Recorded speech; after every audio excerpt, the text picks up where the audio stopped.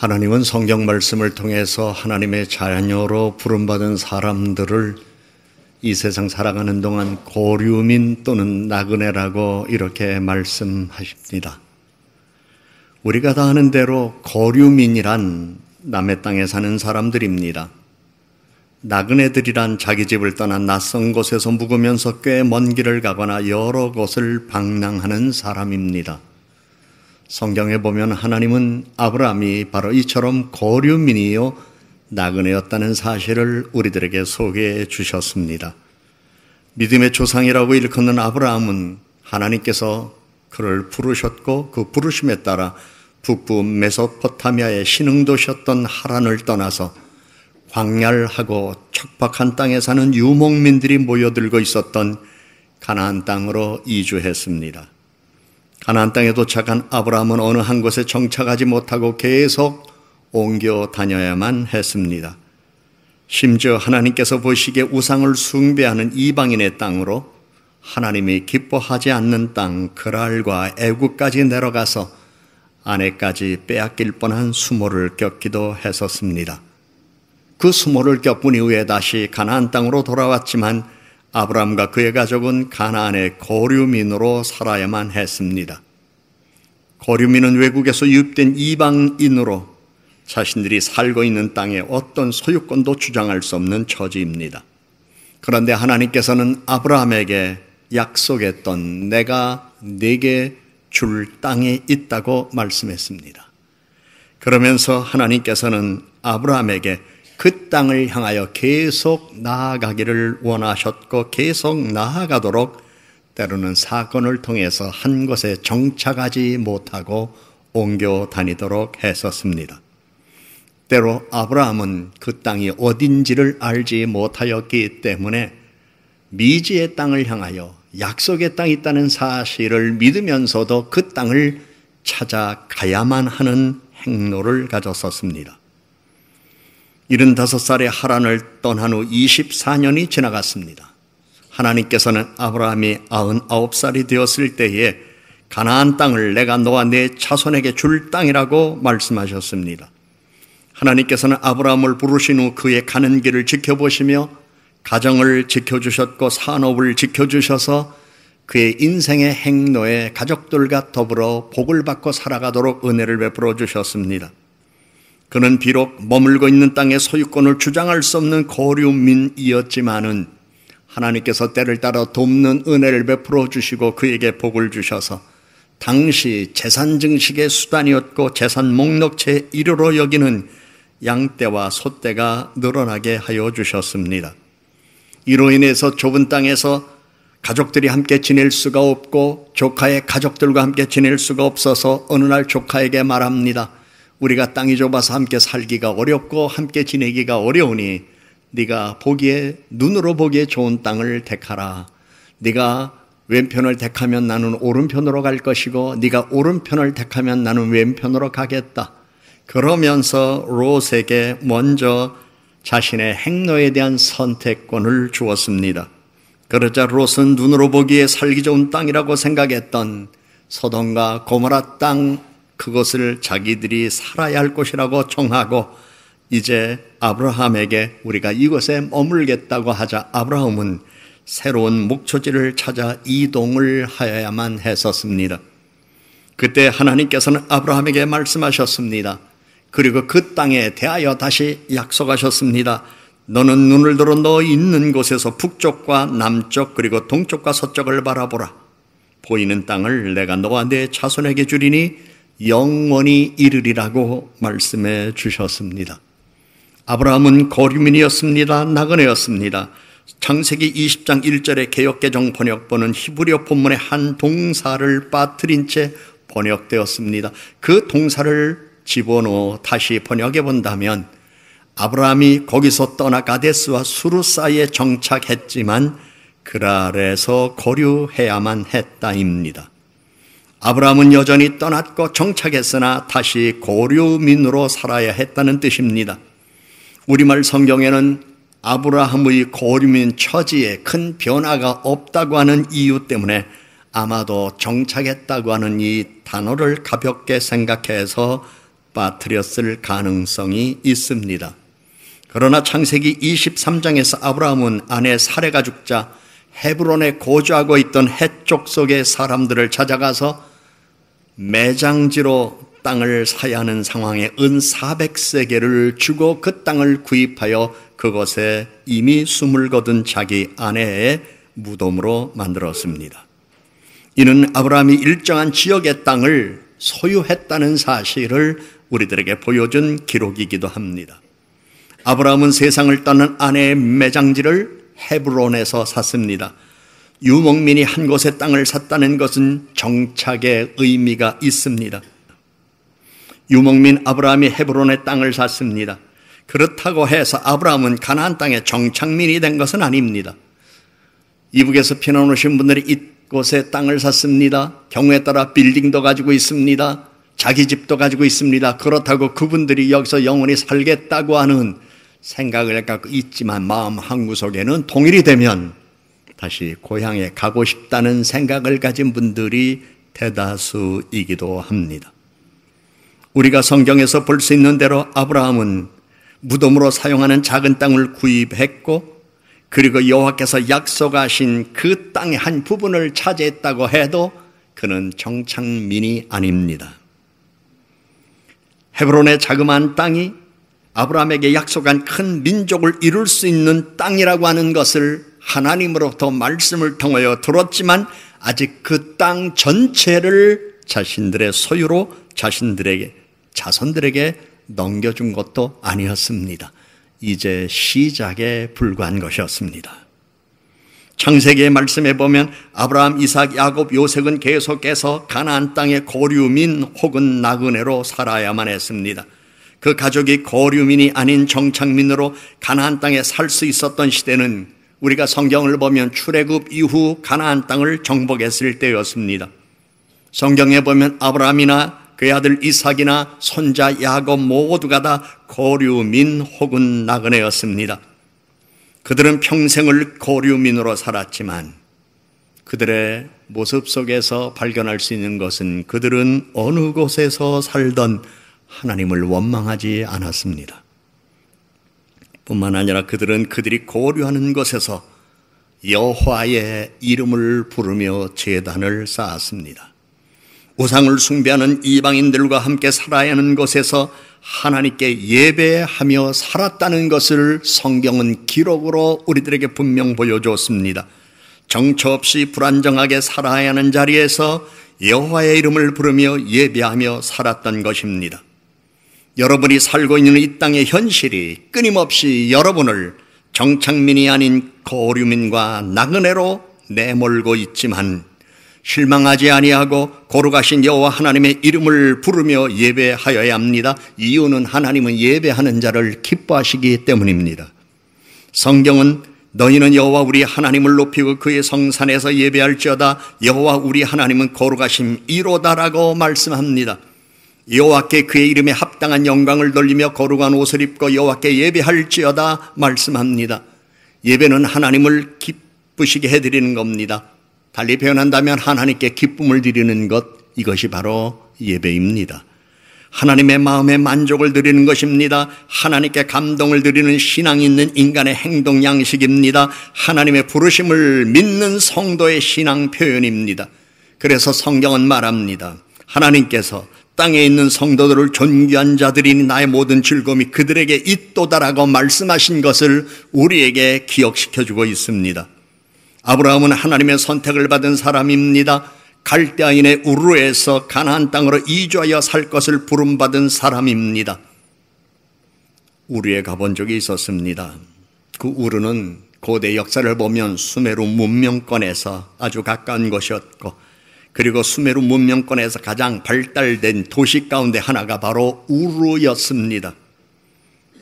그곳에 살고 있는 아브라함의 가족이 그것을 떠나 척박한 땅 가나안으로 이주하면서 이스라엘의 역사는 시작되었습니다.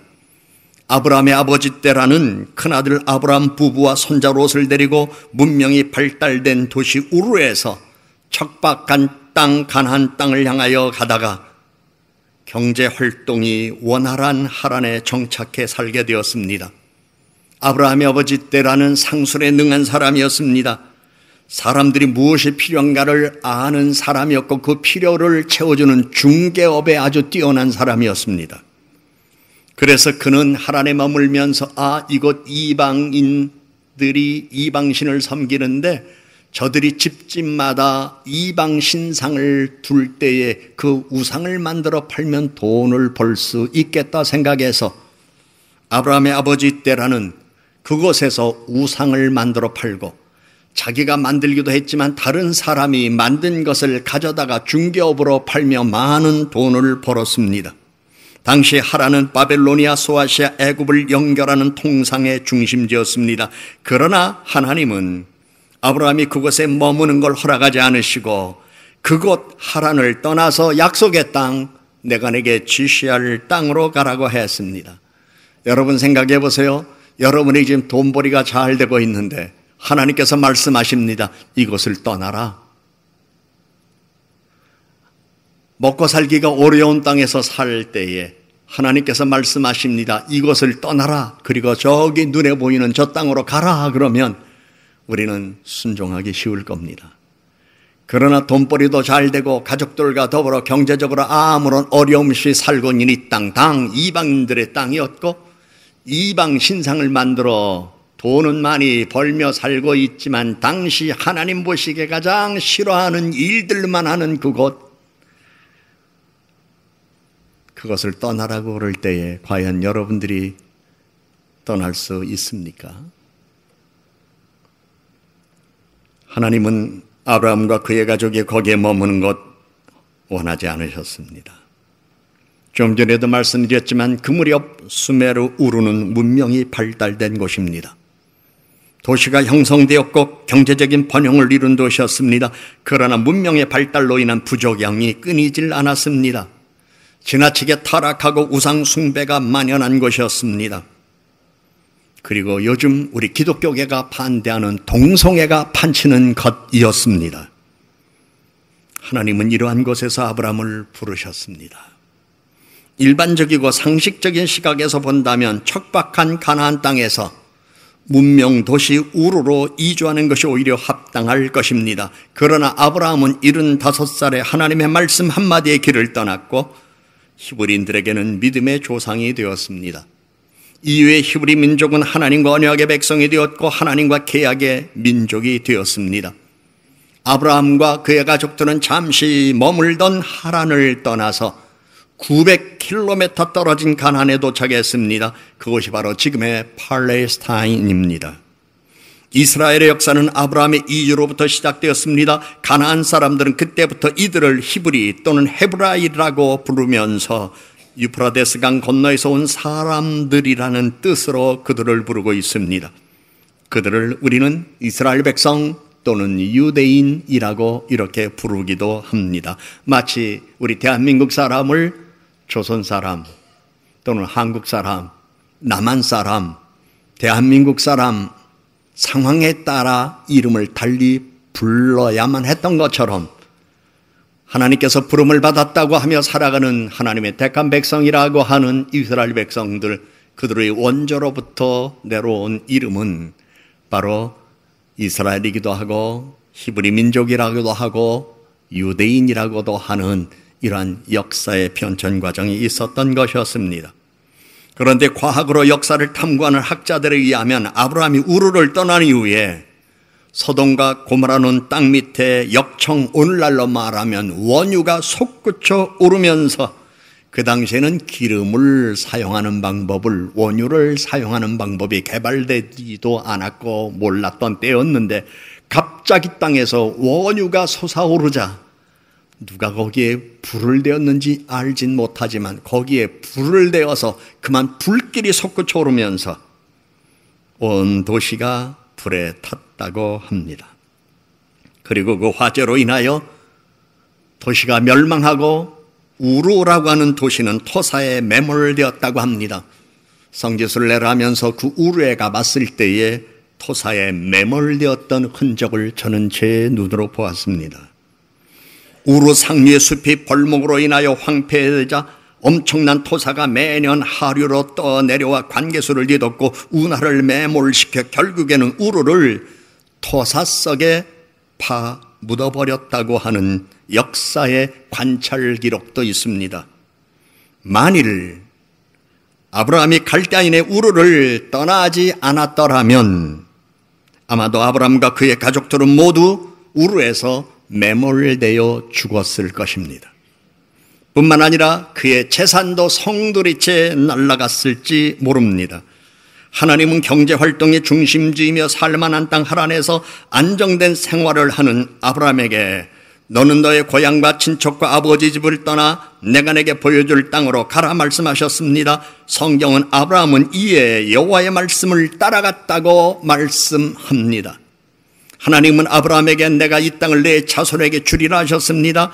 아브라함은 약속의 땅 가나안으로 들어간 이후에도 정착민이 아니라 유목민이 되어서 양떼를 치면서 이것저것 유랑하며 살았습니다. 분명 그는 거류민이었습니다. 나그네였습니다. 아브라함은 해쪽 속으로부터 아내 사라의 매장지를 사야할 때에 나는 당신들 중에 나그네여 고류하는 자입니다라고 말했습니다. 아브라함은 75살에 하란을 떠났습니다. 99살 되던 해 하나님은 말씀으로 계약사항을 아브라함에게 전달했습니다. 보라, 내 언약이 너와 함께 있으니 너는 여러 민족의 아버지가 될지라. 이제 후로는 내 이름을 아브라함이라 하지 아니하고 아브라함이라 하리니 이는 내가 너를 여러 민족의 아버지가 되게 함이니라. 내가 너로 심히 번성하게 하리니 내가 네게서 민족들이 나게 하며 왕들이 네게로부터 나오리라.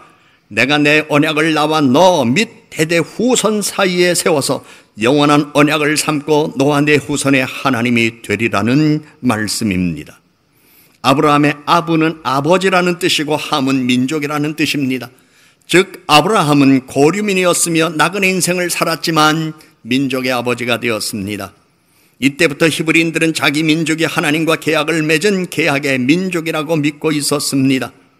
성경은 여러분을 고류민과 나그네라고 말씀하고 있습니다. 그러기에 아브라함의 생애를 조명받으며 어떤 상황에서도 신앙을 가슴 깊이 새기며 살아가야 한다는 것을 우리들에게 말씀하며 신앙을 가슴 깊이 새기고 믿음으로 살아가는 한 하나님은 거류민 나그네로 살았던 아브라함과 그의 후손들에게 복을 주신 것처럼 여러분과 여러분의 후손에게도 복 주실 것을 약속하고 계십니다. 하나님은 구원의 약속을 이루어 가십니다. 구원의 약속을 성취하십니다. 그래서 성경은 하나님 자신을 이렇게 소개합니다. 나 여호와는 일을 행하는 여호와이다. 나는 일을 만들며 성취하는 여호와다라고 말씀합니다. 이것이 우리 신앙의 힘입니다. 하나님은 일을 만드시는 분입니다. 그리고 그것을 이루어 성취를 경험하시는 분인데 성취의 기쁨을 우리에게 주시는 분이십니다. 하나님이 여러분들에게 지혜와 능력을 허락하시고 재물을 얻을 수 있는 능력도 허락하시며 자손들이 번창하고 잘되는 복을 받아 여러분의 생애의 성취의 기쁨을 누리기를 주님의 이름으로 축복합니다. 예루살렘 남쪽에 있는 헤브론은 아내 사라가 죽자 아브라함이 그 여인을 안장시키기 위하여 사들인 땅입니다. 또돌이 아브라함이 작은 땅이지만 땅의 소유자가 되었습니다. 성경은 아브라함이 땅을 사들이는 과정을 상세하게 기록했습니다. 땅을 구입하는 데 든 돈이 은 400세켈입니다. 그 당시 은은 지금의 다이아몬드보다도 귀한 시절이었습니다. 왜냐하면 그 당시에는 다이아몬드가 발견되지도 않았을 뿐만 아니라 다이아몬드의 가치를 모르던 시대였기 때문입니다. 그 당시에 최고의 가치 있는 것이 바로 은이었습니다. 금보다 귀한 때였습니다.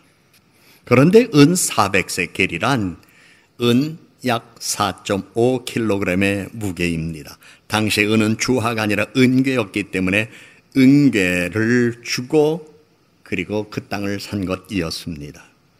아브라함은 최초로 이방인의 땅에서 돈을 주고 땅을 사서 아내를 거기에 묻고 이 다음에 자기가 죽은 다음에도 그 땅에 묻어달라고 그랬고 후손들은 역시 그 땅에 그들의 조상 아브라함도 묻어두었습니다.